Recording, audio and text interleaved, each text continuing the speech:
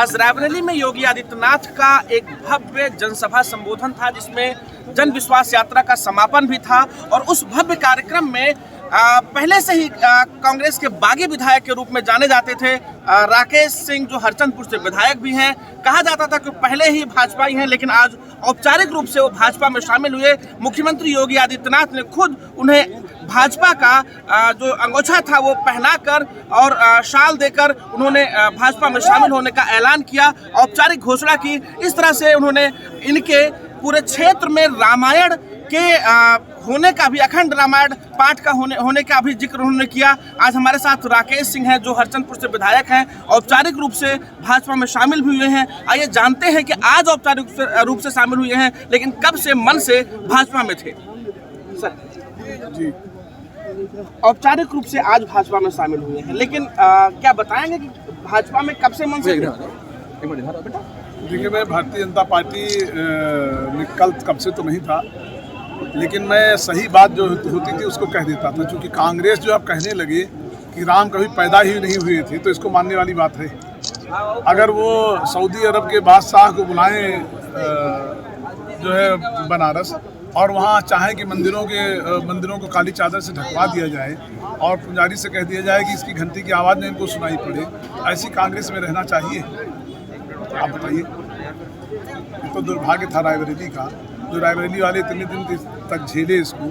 Otherwise ये देश के माथे पर कलंक क्या है, जितना जल्दी कांग्रेस समाप्त हो जाएगी उतने जल्दी अच्छा भारत बन जाएगा। भारतीय जनता पार्टी मतलब जितनी भारत में रहने वाली जितनी भारतीय जनता की जो पार्टी है वो भारतीय जनता पार्टी है, बाकी तो पार्टियां बेकार हैं। इसलिए भारतीय जनता पार्टी में आया। आज योगी आदित्यनाथ ने आपको बड़े ही गर्व के साथ में यहाँ पर शामिल किया, कैसा आपको लग रहा है? और क्या 6 विधानसभाओं के लिए क्या आपका वो रहेगा? अब मेरी तो यही कल्पना है कि जय विद सुखी हो पुर लोगा, करहि कृपा निधि सोई संजोगा। जिस प्रकार से सभी लोग सुखी रहें, कृपा निधान वही संयोग बनाए। फिलहाल हमारी विधानसभा भारतीय जनता पार्टी वहाँ पर 1 लाख वोट से जीतेगी और वहाँ कमल खिलेगा। जब से देश आज़ाद हुआ तब से हरचंदपुर का तक विधायक भी भाजपा के नहीं बने, लेकिन पहली बार वहाँ भारतीय जनता पार्टी का विधायक बनेगा, ये मैं कह सकता हूँ। बाकी पूरे जिले वाले अपनी अपनी विधानसभा जाने, मुझे बहुत ज़्यादा सभी विधानसभा के बारे में जानकारी थी, लेकिन मेरी आस्था योगी आदित्यनाथ से, मोदी जी से थी, इसलिए मैंने भारतीय जनता पार्टी ज्वाइन की और उनकी नीतियों से थी। योगी आदित्यनाथ जी को बहुत लोग मानते हैं, चाहते भी हैं, और एक अच्छे मुख्यमंत्री के रूप में इनकी पहचान भी है। तो क्या आपको लगता है कि जो अन्य देखिए 3 विधानसभा सीटों पर तो पहले से भाजपा थी, 2 पर कांग्रेस थी लेकिन वो भाजपा मानी जाती है, 1 पर सपा है, तो 6 जो विधानसभा सीटें हैं उनमें क्या लगता है कि इस बार कमल खिलेगा योगी जी के इस जनसभा के बाद?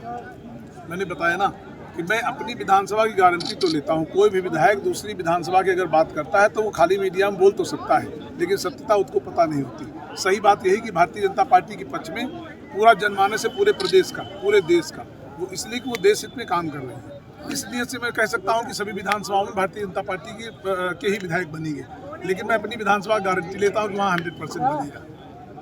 जिस तरह से जनसभा थी और जनसैलाब उमड़ा हुआ था, इस पे क्या कहेंगे आपकी? क्या ये द्योतक, किस चीज़ का द्योतक है ये? इसमें कोई दो राय नहीं। भारतीय जनता पार्टी की जो हिंदुत्व वाला मिशन है वो काम कर रहा है, जो जनता के हित के काम कर रहे हैं वो काम कर रहा है। उन्होंने कभी जाति और पार्टी के आधार पर कोई काम नहीं किया। जो भी किया है, अगर किसी को लाभ देना था तो सभी लोगों को उन्होंने बराबर लाभ दिया, सभी जाति के लोगों को दिया और सभी धर्म के लोगों को दिया, उसी का लाभ इनको मिल रहा है। तो हमारे साथ राकेश सिंह थे, भाजपा में जो शामिल हुए हैं, हरचंदपुर से विधायक हैं। साफ कहना था कि अभी तक हरचंदपुर विधानसभा सीट से कोई भी ऐसा कैंडिडेट नहीं रहा जो भाजपा के टिकट से यहाँ पर जीता हो, लेकिन इस बार भाजपा वहाँ जीतेगी, वहाँ पर कमल खिलेगा हरचंदपुर सीट से। इस बात की गारंटी राकेश सिंह ने खुद ली है। रायबरेली से कैमरा रविंद्र के साथ पंकज सिंह, एबीपी गंगा।